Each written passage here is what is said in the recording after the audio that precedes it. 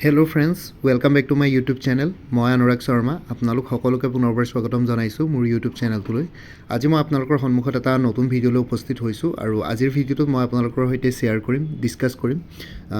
Upcoming ন'টিফিকেশ্যনছবিলাক APSCৰ Assam লোক আয়োগ Assam public service কমিশ্যনৰ এডভাৰটাইজমেণ্টছ, results আৰু এক্সামছ। ঠিক আছে, আপকামিং এডভাৰটাইজমেণ্টছ কি হ'ব পাৰে, ৰিজাল্টছ কি হ'ব পাৰে আৰু আপকামিং এক্সামছকেইটা কি হ'ব পাৰে, মানে যোনটো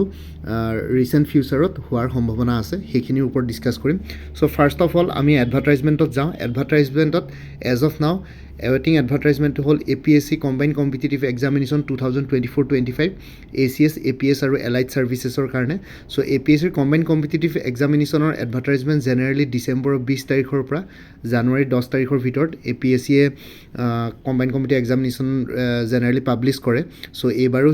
সেইটো সময়ছোৱাত ডিচেম্বৰ 20 তাৰিখৰ পৰা জানুৱাৰী 10 তাৰিখৰ ভিতৰত তেওঁলোকে পাব্লিছ কৰিব বুলি আশা ৰাখিলোঁ। আৰু এইবাৰ হয়তো যোৱাবাৰতকৈ এইবাৰ যোনটো ৰিচেণ্টলি ফাইনেল ৰিজাল্টছ দিলে তাতকৈ হয়তো পোষ্ট অলপ বেছি ওলাব, কাৰণ ডিষ্ট্ৰিক্ট হৈ গ'ল আৰু কিবাকিবি তেনেকুৱা ফেক্টৰ্ছ আছে। যিমানখিনি ইনফৰ্মেশ্যন পাইছোঁ আৰু চ' পোষ্ট আগতকৈ বেছি হ'ব। চ' এৰাউণ্ড 400 মান বুলি শুনি আছোঁ, কিন্তু একজেক্ট ফিগাৰটো এতিয়ালৈকে গম পোৱা নাই। আৰু যিহেতু আছাম কেবিনেটে এটা ডিচিশ্যন লৈছিলে যে APSCৰ কম্বাইণ্ড কম্পিটিটিভ এক্সামিনেশ্যন প্ৰত্যেক বছৰে অনুষ্ঠিত কৰিব, খালি কেতিয়াবা পোষ্ট কম বেছি হ'ব পাৰে, কিন্তু সদায় একেইটো নাথাকে ভেকেঞ্চিছ। চ' সেইটো কাৰণে প্ৰত্যেক বছৰে অনুষ্ঠিত কৰিব। চ' এইবাৰো অনুষ্ঠিত কৰিব। চ' প্ৰিলিমিনেৰী যেনেকৈ প্ৰত্যেক বছৰে মাৰ্চত অনুষ্ঠিত কৰে, চ' এইবাৰো প্ৰিলিমিনেৰী মাৰ্চত অনুষ্ঠিত কৰা সম্ভাৱনা আছে। আৰু এডভাৰটাইজমেণ্ট আপোনালোকে ডিচেম্বৰৰ 20 তাৰিখৰ পৰা জানুৱাৰী 10 তাৰিখৰ ভিতৰত পাব্লিছ হৈ যাব। আৰু তাৰ ওপৰত কিবা যদি বেলেগকৈ এডিশ্যনেল ইনফৰ্মেশ্যন কাৰোবাৰ ওচৰত আছে তেতিয়াহ'লে কমেণ্ট ছেকশ্যনত শ্বেয়াৰ কৰক। আৰু লগতে মই যদি কিবা ইনফৰ্মেশ্যন পাওঁ মই নিশ্চয় মোৰ ইউটিউবৰ চেনেলৰ মাধ্যমেৰে আপোনালোকৰ সৈতে নিশ্চয় শ্বেয়াৰ কৰিম গোটেইখিনি বস্তু ইনফৰ্মেশ্যনখিনি। আৰু লগতে আছাম হোমগাৰ্ড ছাৰ্ভিচ বুলি যোনটো কেডাৰৰ কাৰণে ৰিক্ৰুইটমেণ্ট হোৱাৰ সম্ভাৱনা আছিলে, মানে APSCৰ এনুৱেল কেলেণ্ডাৰত দিয়া আছিলে 2024, সেইটোৰ পোষ্ট বৰ্তমান নোলালে। এতিয়া আছাম হোমগাৰ্ড ছাৰ্ভিচ আগতে এবাৰ হৈ গৈছিলে 2011-12 নে 12-13 কোনোবা এটা ইয়াৰত হৈছিলে। চ' মই একজেক্ট ইয়াৰটো মনত নাই, কিন্তু তেতিয়া যোনটো ওলাইছিলে আছাম হোমগাৰ্ড ছাৰ্ভিচ সেইটো গ্ৰেড 2 ওলাইছিলে, মানে ইনস্পেক্টৰ লেভেলৰ পোষ্ট ওলাইছিলে। তাতে আমি যদি ষ্ট্ৰাকচাৰটো চাওঁ তেতিয়া গম পাম। চ' সেইটো যোনটো পোষ্ট ওলাইছিলে গ্ৰেড 2 বা ক্লাছ 2 গেজেটেড পোষ্ট ওলাইছিলে, মানে ইনস্পেক্টৰ লেভেলৰ পোষ্ট ওলাইছিলে আছাম হোমগাৰ্ড ছাৰ্ভিচত। সেই তেতিয়াৰ দিনৰ কথা কৈছোঁ 2011-12। চ' তেতিয়া যোনটো পোষ্ট ওলাইছে সেইটোত NCC লাগিছিলে বা কিবা ধৰণৰ তেনেকুৱা স্পেচিয়েলাইজ কোৱালিফিকেশ্যন বিচাৰিছিলে। এইবাৰ যিহেতু আছাম হোমগাৰ্ড ছাৰ্ভিচৰ গ্ৰেড 1 বা ক্লাছ 1 পোষ্ট ওলাব, মানে equivalent to deputy superintendent of police, ঠিক আছে, বা এছিষ্টেণ্ট কমাণ্ডেণ্টৰ পোষ্ট ওলাব। চ' সেইখিনি পোষ্টৰ কাৰণে এইটো DSPৰ নিচিনাই হ'ব আছাম পুলিচ ছাৰ্ভিচৰ। ইয়াতে খালি আছাম হোমগাৰ্ড ছাৰ্ভিচ বুলি কোৱা হ'ব। এইটো এটা বেলেগ স্পেচিয়েলাইজ কেডাৰ হয়, স্পেচিয়েল কেডাৰ হয়। চ' সেইটো কাৰণে মানে ছেপাৰেট কেডাৰ হয় আছাম পুলিচ ছাৰ্ভিচতকৈ। চ' আছাম হোমগাৰ্ড ছাৰ্ভিচৰ যদি যিহেতু এছিষ্টেণ্ট কমাণ্ডেণ্ট বা তেনেকুৱা পোষ্ট ওলোৱাৰ সম্ভাৱনা আছে ক্লাছ 1 কেটেগৰী বা DSP লেভেলৰ, তেতিয়াহ'লে আছাম হোমগাৰ্ড ছাৰ্ভিচৰ যদি তেনেকুৱা কোনো স্পেচিয়েল কোৱালিফিকেশ্যন দৰকাৰ নপৰে, NCC বা তেনেকুৱা ধৰণৰ, যোনটো ক্লাছ 2 যোৱাবাৰ যোনটো হৈ গৈছিলে, যোৱাবাৰ মানে কি আৰু আগতে যোনটো প্ৰিভিয়াছলি হৈ গৈছিলে তাত আছিলে। চ' এতিয়া যদি কোনো স্পেচিয়েল কোৱালিফিকেশ্যন নালাগে ইয়াতে, তেতিয়াহ'লে আছাম হোমগাৰ্ড ছাৰ্ভিচ কেডাৰটো APSCৰ কম্বাইণ্ড কম্পিটিটিভ এক্সামিনেশ্যনৰ আণ্ডাৰত ইনক্লুড কৰাৰ সম্ভাৱনা বেছি আছে। সেইটো কাৰণে হয়তো তেওঁলোকে এইটো বছৰ এডভাৰটাইজমেণ্টটো ৰখাই দিলে। চ' নেক্সট কম্বাইণ্ড কম্পিটিটিভ এক্সামিনেশ্যনৰ আণ্ডাৰতে আছাম হোমগাৰ্ড ছাৰ্ভিচৰ ৰিক্ৰুইটমেণ্ট কৰিব পাৰে। মানে কম্বাইণ্ড কম্পিটিটিভ এক্সামিনেশ্যনৰ যিহেতু Assam civil service, ACS, APS, তাৰপিছত আছাম হোমগাৰ্ড ছাৰ্ভিচ, তেনেকৈ ধৰণৰ বিভিন্ন ধৰণৰ কেডাৰ্ছ থাকে যোনবিলাকত কি বুলি কয় জেনেৰেলাইজ কোৱালিফিকেশ্যন লাগে, মানে যিকোনো স্নাতকোত্তৰে মানে যিকোনো গ্ৰেজুৱেটে এপ্লাই কৰিব পাৰে। চ' তেনেকুৱাকৈ আছাম হোমগাৰ্ড ছাৰ্ভিচটো হয়তো জেনেৰেলাইজ ছাৰ্ভিচ কেডাৰ বনাই দিব, আৰু তেতিয়া কম্বাইণ্ড কম্পিটিটিভ এক্সামিনেশ্যনৰ আণ্ডাৰতে এতিয়া নেক্সট আপকামিং এডভাৰটাইজমেণ্টত আপোনালোকে দেখিবলৈ পাব পাৰে। চ' সেইটো কাৰণে হয়তো সেইটো পষ্টপন হৈ গ'ল এডভাৰটাইজমেণ্টটো। চ' সেইটো কাৰণে এতিয়ালৈকে কনফাৰ্ম নহয়। মই যদি কিবা ইয়াৰ ওপৰত ডিটেইল ইনফৰ্মেশ্যন পাওঁ মই নিশ্চয় আপোনালোকৰ সৈতে শ্বেয়াৰ কৰিম। এজ অফ নাও ইমানখিনিয়ে ক'ব পাৰোঁ। মই তেনেকৈ ভাবিছোঁ আৰু বস্তুটো, যিহেতু তেওঁলোকে এডভাৰটাইজমেণ্টটো নোলালে কেলেণ্ডাৰ দি পেলায়ো। চ' সেইটো কাৰণে কম্বাইণ্ড কম্পিটিটিভ এক্সামিনেশ্যনৰ আণ্ডাৰত হয়তো এইটো ইনক্লুড কৰাৰ সম্ভাৱনা বেছি আছে আছাম হোমগাৰ্ড ছাৰ্ভিচটো। এতিয়া আহি গ'ল ৰিজাল্টছ, ঠিক আছে, আপকামিং যোনকেইটা মেইন এক্সামৰ ৰিজাল্টছ। বাকীখিনি এক্সামৰটো ভাইভা ভোজ বা কিবাকিবি চলি আছে, বা ভাইভা ভোজ অলৰেডি হৈ গ'ল, ফাইনেল ৰিজাল্টছৰ কাৰণে ৱেইট কৰি আছে। এতিয়া বৰ্তমান আপকামিং ৰিজাল্টছ হ'ল ৰিচাৰ্চ এছিষ্টেণ্ট ফাইনেন্স ডিপাৰ্টমেণ্টৰ ৰিজাল্টছ ডিক্লেয়াৰ কৰিবলৈ বাকী আছে। বাকী চাইল্ড ডেভেলপমেণ্ট প্ৰজেক্ট অফিচাৰ CDPOৰ ৰিজাল্টছ ডিক্লেয়াৰ কৰিবৰ কাৰণে কাৰণে বাকী আছে আৰু tourism development officer results declare কৰা নাই এতিয়ালৈকে ঠিক আছে এই তিনিটাৰ ৰিজাল্টছ যিহেতু APSCৰ combined competitive examination 2023 final results declare কৰিলে ডিচেম্বৰ মাহতে চ' এতিয়া ডিচেম্বৰ মাহটো চলি আছে চ' এইকেইটাৰ ৰিজাল্টছো এই ডিচেম্বৰ মাহতে ওলোৱাৰ সম্ভাৱনা বেছি আছে মানে নেক্সট ইয়াৰৰ আগতে আপোনালোকে এই ডিচেম্বৰ মাহতে এই তিনিটা পৰীক্ষাৰ ৰিজাল্টছ APSC হয়তো কি বুলি কয় পাব্লিছ কৰি দিব পাৰে বা ডিক্লেয়াৰ কৰি দিব পাৰে ঠিক আছে research assistant finance department CDPO মানে চাইল্ড ডেভেলপমেণ্ট প্ৰজেক্ট অফিচাৰ আৰু টুৰিজিম ডেভেলপমেণ্ট অফিচাৰ TDO এই তিনিটাৰ ৰিজাল্ট ডিচেম্বৰ মাহতে ডিক্লেয়াৰ কৰাৰ সম্ভাৱনা বহুত বেছি আছে চ' ডিচেম্বৰ মাহত এতিয়া কোনটো ডেটত হ'ব কি কথা হ'ব একজেক্টটো নাজানো কিন্তু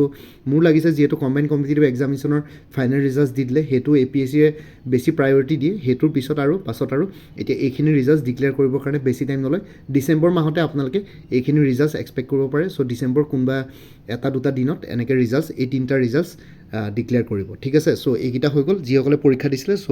সাজু হৈ থাকক এইকেইটা ৰিজাল্টছ ডিক্লেয়াৰ কৰিব আৰু এইকেইটাৰ পিছত এই গোটেইকেইটা এক্সামৰ পাছতে আপোনালোকৰ যিহেতু এইটো ক্লাছটো গেজেটেড পোষ্ট হয় গোটেইকেইটা চ' সেইটো কাৰণে এই গোটেইকেইটা পোষ্টৰ পাছত আপোনালোকৰ ভাইভা পোষ্ট বা পাৰ্চনেল ইণ্টাৰভিউ থাকিব নেক্সট ষ্টেজ থাকিব চ' নেক্সট ষ্টেজৰ কাৰণে আপোনালোকে প্ৰস্তুতি চলাই থাকক যিসকলৰ এক্সামছ ভাল হৈছিলে আৰু ইয়াৰ ওপৰত কি বুলি কয় কাট অফৰ ভিডিঅ' মই অলৰেডি দিলোঁ এই গোটেইকেইটা পৰীক্ষাৰ ওপৰত আপোনালোকে APSC ৰিচাৰ্চ এছিষ্টেণ্ট বুলি প্লেলিষ্ট ক্ৰিয়েট কৰি থোৱা আছে APSC CDPO বুলি প্লেলিষ্ট ক্ৰিয়েট কৰি থোৱা আছে আৰু APSC টুৰিজিম ডেভেলপমেণ্ট অফিচাৰ বুলি প্লেলিষ্ট ক্ৰিয়েট কৰি থোৱা আছে এই প্লেলিষ্ট তিনিটাতে এই ৰিজাল্টকেইটাৰ এই পৰীক্ষাকেইটাৰ ওপৰত কাট অফৰ ভিডিঅ' আপোনালোকে পাই যাব চ' কাট অফ মাৰ্কছটো চাই পেলাই আপোনালোকে এটা বেছিক আইডিয়া লগাব পাৰে আপোনালোকৰ এক্সামছ কেনেকুৱা হৈছিলে আৰু আপোনালোকে চিলেকশ্যন পাবনে নাই নেক্সট ষ্টেজৰ কাৰণে চ' এতিয়া আহি গ'ল এক্সামছ ঠিক আছে আপকামিং এক্সামছকেইটা হ'ল এছিষ্টেণ্ট একাউণ্টছ অফিচাৰ APDCL আৰু AEGCLৰ ক্ষেত্ৰত এইকেইটা এছিষ্টেণ্ট একাউণ্টছ অফিচাৰ যোনকেইটা পষ্ট আছিলে APDCL AEGCLৰ কাৰণে টোটেল চাগে 130টামান পষ্ট আছিলে চ' ইয়াৰ ওপৰত এক্সামছ এতিয়ালৈকে পাতা নাই অলৰেডি অনলাইন এপ্লিকেশ্যন বহুত দিনৰ আগতে হৈ গ'ল চ' এছিষ্টেণ্ট একাউণ্টছ অফিচাৰৰ পৰীক্ষা এতিয়া এনফৰ্চমেণ্ট ইনস্পেক্টৰ আৰু CC প্ৰিলিমিনাৰী 2025 ঠিক আছে এছিষ্টেণ্ট একাউণ্টছ অফিচাৰ আৰু এনফৰ্চমেণ্ট ইনস্পেক্টৰ এই দুটাৰ পৰীক্ষা ডিচেম্বৰৰ শেষৰ ফালে হ'ব বুলি ভাবিছিলোঁ কিন্তু এতিয়াতো লগা নাই ডিচেম্বৰৰ শেষৰ ফালে আই থিংক বেলেগ পৰীক্ষাৰ স্কেডুল কৰি দিয়া হৈছে চ' আপোনালোকে আৰু নেক্সট ইয়েৰহে এক্সপেক্ট কৰিব পাৰে জানুৱাৰী ফেব্ৰুৱাৰী যেতিয়া হয় কিন্তু ডিচেম্বৰ মাহত সম্ভাৱনা এক্সাম কণ্ডাক্ট কৰাৰ সম্ভাৱনা বহুত কম আছে তথাপিতো ক'ব নোৱাৰি APSCয়ে যিহেতু অলৰেডি অনলাইন এপ্লিকেশ্যন হৈ গ'ল আৰু বহুত দেৰি হৈ গ'ল চ' সেইটো কাৰণে 15 days 20 daysৰ ন'টিছ এখন দি পেলাই কি বুলি কয় পৰীক্ষা অনুষ্ঠিত কৰি দিব পাৰে তথাপিতো ডিচেম্বৰত হোৱা সম্ভাৱনা একেবাৰে কম আছে চ' জানুৱাৰী মাহত নহ'লে ফেব্ৰুৱাৰী মাহত আপোনালোকে এক্সপেক্ট কৰিব পাৰে এছিষ্টেণ্ট একাউণ্টছ অফিচাৰ আৰু এনফৰ্চমেণ্ট ইনস্পেক্টৰ এই দুটাৰ পৰীক্ষা বাকী CC প্ৰিলিমিনাৰী 2024-25ৰ কাৰণে যিহেতু প্ৰত্যেক বছৰে মাৰ্চত অনুষ্ঠিত কৰে চ' মাৰ্চতে অনুষ্ঠিত কৰিব বুলি সম্ভাৱনা আছে চ' এতিয়াৰ এডভাৰটাইজমেণ্ট যেতিয়া ওলাব তাৰপিছত মাৰ্চতে অনুষ্ঠিত কৰিব জেনেৰেলি কাৰণ প্ৰত্যেক বছৰে এটা কি বুলি কয় প্ৰপাৰ ছিকুৱেঞ্চ ফ'ল' কৰিম বুলি ভাবিছে APSCয়ে প্ৰপাৰ ৰুটিন চ' সেইটো মতে কম্বাইণ্ড কম্পিটিটিভ প্ৰিলিমিনাৰী এক্সামিনেশ্যন প্ৰত্যেক বছৰে মাৰ্চত অনুষ্ঠিত কৰিব লাষ্ট 2 years মাৰ্চতে হ'ল চ' এইবাৰো মাৰ্চতে হ'ব মাৰ্চৰ কোনোবা এটা দিনত অনুষ্ঠিত কৰিব সেইটোৰ সম্ভাৱনা বেছি আছে বাকী এইখিনিয়ে আছিলে এক্সামছ তাৰপিছত ৰিজাল্টছ আৰু আপকামিং এডভাৰটাইজমেণ্টছবিলাকৰ কাৰণে ওপৰত মই আপোনালোকৰ সৈতে আলোচনা কৰিলোঁ আই হোপ আপোনালোকে ইয়াতে অকণমান গম পালে বেছিক ইনফৰমেশ্যন গম পালে কি হ'ব পাৰে কি নহ'ব পাৰে বাকী এইখিনি সমাপ্ত কৰি এতিয়া মই আপোনালোকলৈ আহিছোঁ কিছুমান কোৰ্চেছ এভেইলেবল আছে আৰু কোনোবাই যদি আগতে মোৰ পৰা কিবা কোৰ্চ লৈ থৈছিলে এবাৰ জনাই দিব কাৰণ কোৰ্চৰ মেটেৰিয়েলছবিলাক আপোনালোকে আছাম গভৰ্ণমেণ্টে হওক বা APSCয়ে হওক যোনটো চিলেবাছ থাকে সেইটো আইডেণ্টিকেল থাকে ঠিক আছে চিলেবাছটো আইডেণ্টিকেল থাকে খালি এক্সাম পেটাৰ্ণ বা পৰীক্ষাত কুৱেশ্যনৰ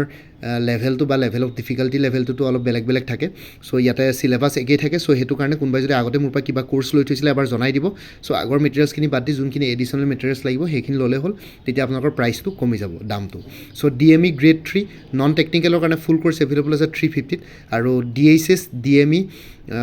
যদি টেকনিকেল পষ্টটো কোনোবাই টেকনিকেল পষ্টৰ কাৰণে এপ্লাই কৰিছে তেনেহ'লে ইয়াতে general knowledge general English arithmetic reasoning এইখিনিৰ ওপৰত মেটেৰিয়েলছ পাই যাব খালি টেকনিকেলৰ পেপাৰ মোৰ কোৰ্চবিলাকত ইনক্লুডেড নাই APSC এনফৰ্চমেণ্ট ইনস্পেক্টৰ ফুল কোৰ্চ এভেইলেবল আছে 375ত APSC enforcement inspector model question paper with answers available আছে 50 rupeesত Guwahati হাইকোৰ্টৰ judicial এছিষ্টেণ্টৰ full course available আছে 350ত APSC assistant accounts officer APDCL AEGCLৰ কাৰণে ফুল কোৰ্চ এভেইলেবল আছে জেনেৰেল ইংলিছ জেনেৰেল নলেজ আৰু mathematics descriptive তিনিখন পেপাৰৰ ওপৰত 400ত আৰু লগতে আপোনালোকে কোনোবাই যদি একাউণ্টেঞ্চি কোৰ্চ ছাবজেক্ট হিচাপে ল'ম বুলি ভাবিছে তেতিয়াহ'লে এক্সটাৰ্নেল লিংক এটা শ্বেয়াৰ কৰিম সেইটো ফ্ৰীলি এভেইলেবল আছে সেইটোত আপোনালোকে 3000 MCQs পাই যাব উইথ এক্সপ্লেনেশ্যন ঠিক আছে বাকী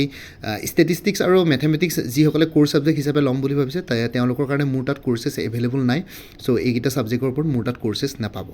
বাকী আছাম পুলিচ SI কনষ্টেবল আৰু অন্যান্য পোষ্টসমূহৰ কাৰণে ফুল কোৰ্চ এভেইলেবল আছে 350ত APSC ষ্টেন'গ্ৰাফাৰ গ্ৰেড 2ৰ কাৰণে ফুল কোৰ্চ এভেইলেবল আছে 300ত এইটো আছাম ছেক্ৰেটেৰিয়েটৰ পোষ্ট উইমেন এণ্ড চাইল্ড ডেভেলপমেণ্টৰ ষ্টেটিষ্টিকেল এছিষ্টেণ্টৰ ফুল কোৰ্চ এভেইলেবল আছে 350ত আৰু আপোনালোকে মোৰ পৰা কোৰ্চ ল'লে আপডেটেড কাৰেণ্ট এফেয়াৰ্ছবিলাক লাইফ টাইমৰ কাৰণে পাই থাকিব প্ৰত্যেক মাহে আপোনালোকে কাৰেণ্ট এফেয়াৰ্ছ পাই থাকিব তাৰ কাৰণে জাষ্ট হোৱাটছএপত এটা ৰিমাইণ্ডাৰ মেছেজ দিলে হ'ল প্ৰত্যেক মাহৰ ষ্টাৰ্টিঙতে চ' কোনোবা যদি ইণ্টাৰেষ্টেড কেণ্ডিডেটছ আছে কোৰ্চখিনি ল'বৰ কাৰণে তেতিয়াহ'লে এই হোৱাটছএপ নাম্বাৰটোত মেছেজ কৰি জনাওক 9706557851 আপোনালোকক কোনটো কোৰ্চ লাগে কোৰ্চৰ কণ্টেণ্টছখিনি শ্বেয়াৰ কৰিম লগতে পে'মেণ্টৰ লিংক দিম পে'মেণ্ট কৰাৰ লগে লগে গোটেই কোৰ্চটো নিজৰ হোৱাটছএপত PDF ফৰ্মেটত পাই যাব আৰু লগতে যোনটো হোৱাটছএপ নম্বৰ দিয়া আছে এইটো অনুগ্ৰহ কৰি কল নকৰিব এইটো জাষ্ট হোৱাটছএপ মেছেজৰ কাৰণে এভেইলেবল কলৰ কাৰণে এভেইলেবল নহয় বাকী কোৰ্চবিলাক PDF ফৰ্মেটত আৰু লিংকছত এভেইলেবল আছে আপোনালোকৰ হোৱাটছএপতে শ্বেয়াৰ কৰিম আৰু ইয়াতে যোনটো হোৱাটছএপ নম্বৰ দিয়া আছে এইটোত কল নকৰিব সেইটো কথা ক'লোৱেই আৰু লগতে আপোনালোকে আগতে মোৰ পৰা কিবা কোৰ্চ লৈ থৈছিলে এবাৰ জনাই দিব আৰু ইয়াতে কোৰ্চবিলাকত বৰ্তমান কাৰেণ্ট এফেয়াৰ্ছ জানুৱাৰী 2023 পৰা নৱেম্বৰ 2024লৈকে কভাৰ কৰা হৈছে বাকী ডিচেম্বৰ মাহটো যিহেতু এতিয়া বৰ্তমান চলি আছে ডিচেম্বৰ মাহটো কমপ্লিট হোৱাৰ পিছত জানুৱাৰীৰ 4 বা 5 তাৰিখে আপোনালোকে ডিচেম্বৰ মাহৰ কাৰেণ্ট এফেয়াৰ্ছখিনি পাই যাব তাৰ কাৰণে আপোনালোকে জানুৱাৰীৰ 4 তাৰিখ মানে মোক এটা ৰিমাইণ্ডাৰ দিলে হ'ল যিসকলে মোৰ পৰা কোৰ্চ লৈ থৈছে তেতিয়া জানুৱাৰী 5 তাৰিখ মানে আপোনালোকে ডিচেম্বৰৰ কাৰেণ্ট এফেয়াৰ্ছ পাই যাব চ' বাকী ভিডিঅ' ডেছক্ৰিপশ্যন আৰু কমেণ্ট ছেকশ্যন চেক কৰক তাতে সকলো ধৰণৰ ইনফৰমেশ্যন পাই যাব কোৰ্চবিলাক ৰিলেটেড আৰু বাকী মোৰ আৰু এটা চেনেল আছে অসম IQ বুলি সেই চেনেলটোৰ লিংকটো এই ভিডিঅ'টোৰ ডেছক্ৰিপশ্যনত শ্বেয়াৰ কৰিছোঁ আপোনালোকে সেইটো চেনেলো ছাবস্ক্ৰাইব কৰি ল'ব পাৰিব চ' ভৱিষ্যতলৈ এনেকুৱা ধৰণৰ কম্পিটিটিভ এক্সামছবিলাক দিয়াৰ ক্ষেত্ৰত আৰু অলপ এক্সট্ৰা গাইডেঞ্চ পাইছে বাকী মোৰ ভিডিঅ'ছবোৰ চাই যদি ভাল পায় মোৰ চেনেলটো ছাবস্ক্ৰাইব কৰি ল'ব আৰু লগতে আপোনালোকৰ যিমানখিনি ফেমিলি ফ্ৰেণ্ডছ ৰিলেটিভছ আৰু চিনাকি এক্সপিৰিয়েঞ্চ আছে তেওঁলোকৰ লগত মোৰ চেনেলটো শ্বেয়াৰ কৰিব লগতে কমেণ্ট ছেকশ্যনত জনাব কিবা যদি কুৱেশ্যন থাকে ডাউট থাকে মই নিশ্চয় আপোনালোকৰ কুৱেশ্যনছ আৰু ডাউটছবিলাকৰ ৰিপ্লাই দিবলৈ চেষ্টা কৰিম বাকী আজিৰ ভিডিঅ'টো ইমানতে সমাপ্ত কৰি আপোনালোক সকলোৰ পৰা বিদায় ল'লোঁ কাইলৈ পুনৰ এটা নতুন ভিডিঅ' লৈ আপোনালোকৰ সন্মুখত উপস্থিত হ'ম তেতিয়ালৈকে ভালকৈ প্ৰিপেৰেশ্যন কৰি থাকক সকলোৱে অল দি বেষ্ট থাকিলে bye take care friends Bharat মাতা কি জয় জয় আই অসম